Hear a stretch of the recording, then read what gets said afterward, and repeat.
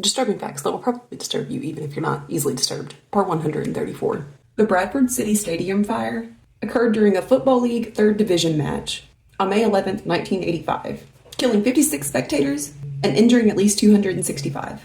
The stadium was known for its antiquated design and facilities, which included the wooden roof of the main stand. Previous warnings had also been given about a major buildup of litter in the cavity below the seats in the stand. The stand had actually been officially condemned and was due to be replaced with a steel structure after the season ended. Due to high winds, what started off as a very small fire had engulfed the entire stadium within 4 minutes. Yet another reason to avoid sporting events, which I already do that because bleachers scare me. I've always been afraid of bleachers. I'm just afraid I'm gonna, and that's gonna be it. Taking everyone out on the way down. Beethoven kept his hearing loss a secret.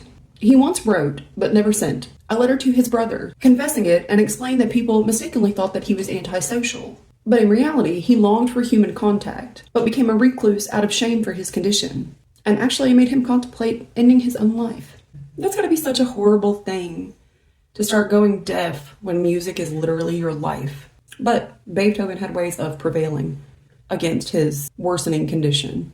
We'll talk about that in our next episode of Entertaining Facts. After being wounded in World War II, legendary Finnish sniper Simo Häyhä, aka the White Death, was thought to be dead and placed on a pile of corpses. A week later, he regained consciousness and he had to contact the newspaper to correct them about the article they released regarding his death. Could you imagine being the newspaper article writer? You look like you've seen a ghost. In 1970, Sesame Street was banned in Mississippi for having a racially integrated cast. And if that is not the most Mississippi thing I've ever heard.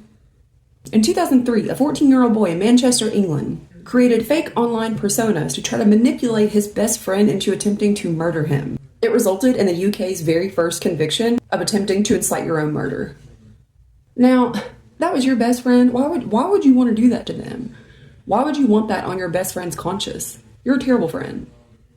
0 out of 10. In 2010, Greg Flanagan was found dead inside his locked Texas hotel room. He had no obvious external injuries, but massive internal damage. After an 8-month investigation, it was found that a drunk guest in the hotel room next to him had shot through his wall and accidentally shot Greg in the scrotum. Because of where the bullet actually landed, it caused massive internal injuries, but because of the soft tissue of the scrotum, it basically just kind of folded over onto the small hole and just looked like a little cut or something.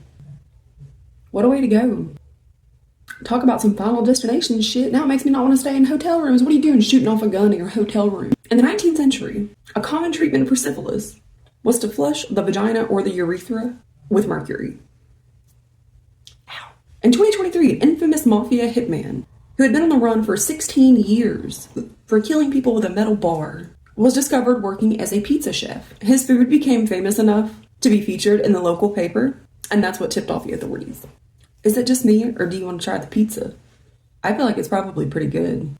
Although I'm like a huge fan of Papa John's, just because I really like the better ingredients, better pizza. Thanks for watching.